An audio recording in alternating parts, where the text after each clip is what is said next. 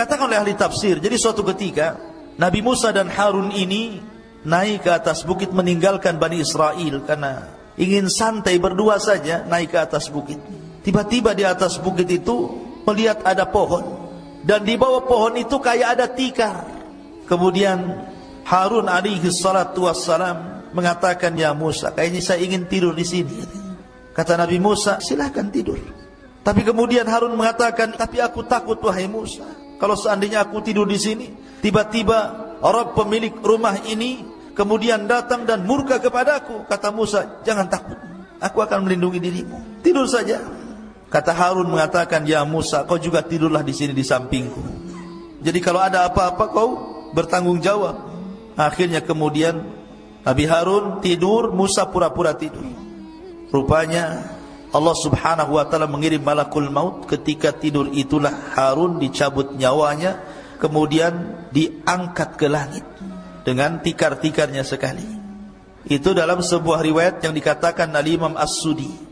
Tapi dalam riwayat yang lain, riwayat Ali bin Abi Thalib radhiyallahu an, intinya ketika Harun dan Musa meninggalkan Bani Israel, tiba-tiba kemudian Allah mengurum malakul maut. Kemudian malakul maut ini mencabut nyawa Harun. Kemudian akhirnya malaikat ini membawa jasadnya, kemudian menguburkannya entah di mana, tidak ada yang tahu. Musa pun sedih, kemudian kembali menemui Bani Israel. Harusnya saat kesedihan ini dihibur, malah dituduh pula dia yang membunuh Nabi Harun. Ya bayangkan, Bani Israel marah kepada Musa, kau bunuh Harun ya katanya. Karena Harun itu nabi yang dicintai Bani Israel, orangnya lembut, maka dicintai, disukai Bani Israel. Kalau Musa itu orangnya keras, ditakuti Bani Israel. Jadi ketika berdua jalan ke bukit, kau pulang sendirian, tiba-tiba Harun tidak ada.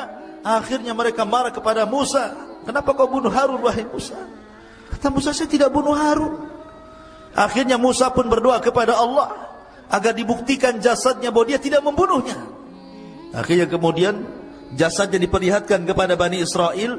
Baru Bani Israel yakin bahwa Musa tidak membunuh Harun. Memang sudah ajalnya. Dan setelah kemudian Harun meninggal dunia, giliran Musa.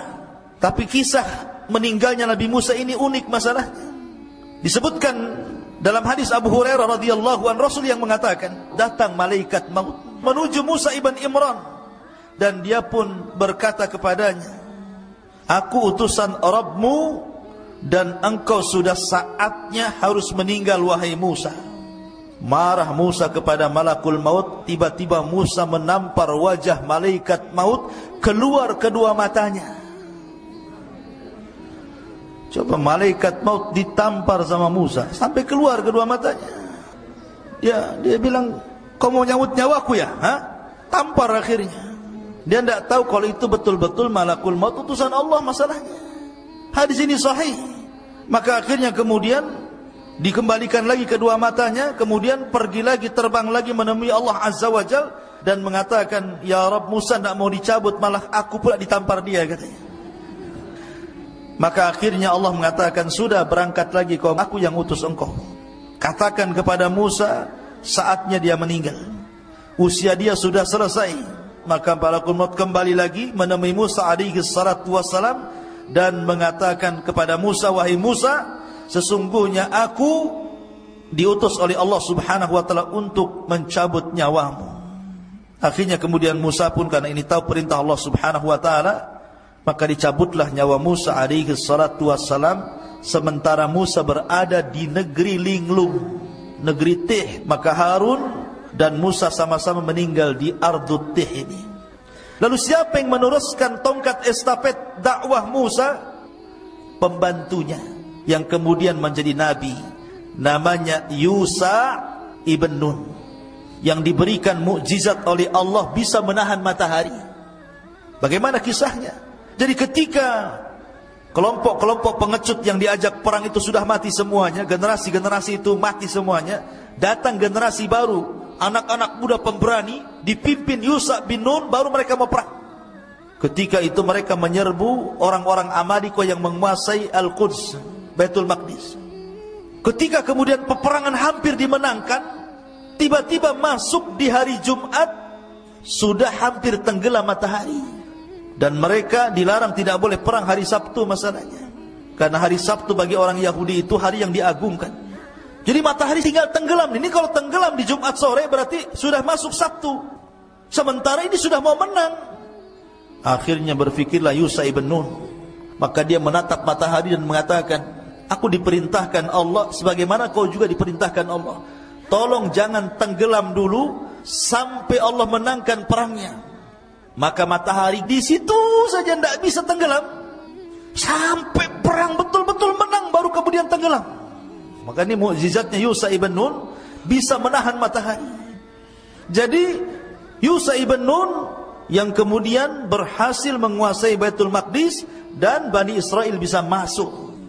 Disitulah kisah bagaimana kisah Yusha ibn Nun, dan kisahnya panjang tentang masalah Bani Israel, karena nanti ada masa-masa yang disebut dengan Ahdul Qudha, ada masa-masa yang disebut dengan Ahdul Mulukul Awal, ada namanya Ahdul Mulukul Thani, dan begitu seterusnya. Seperti Ahdul Qudha itu setelah wafatnya Yusha ibn Nun, maka Bani Israel terpecah menjadi beberapa kabilah tuh.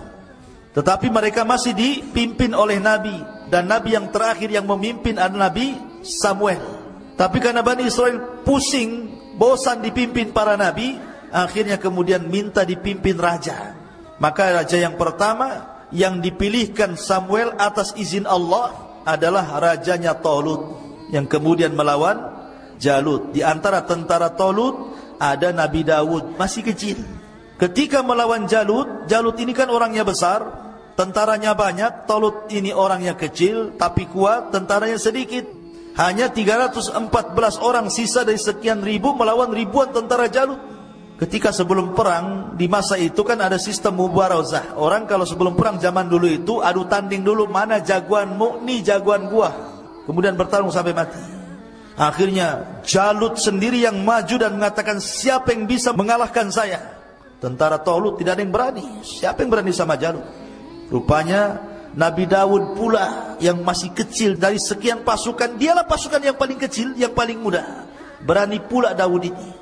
Dawud ini orang miskin, kerjanya mengembala kambing, biasa ngelempar anjing dengan batu. Jadi kalau dia lempar anjing dengan batu itu sampai mati anjing itu dilempar batu, dan selalu tidak meleset. Jadi ketika kemudian dia maju melawan Jalut, ini batu sudah ada beberapa di tangannya nih. Ketika betul-betul berhadapan, tidak bergulat Daud, dilempar aja batu kepalanya, pecah kepalanya, mati itu Jalut. Ketika mati Jalut, dilempar batu kerikil sama Nabi Daud, maka pasukan Talut merasa bangga karena pimpinannya sudah mati.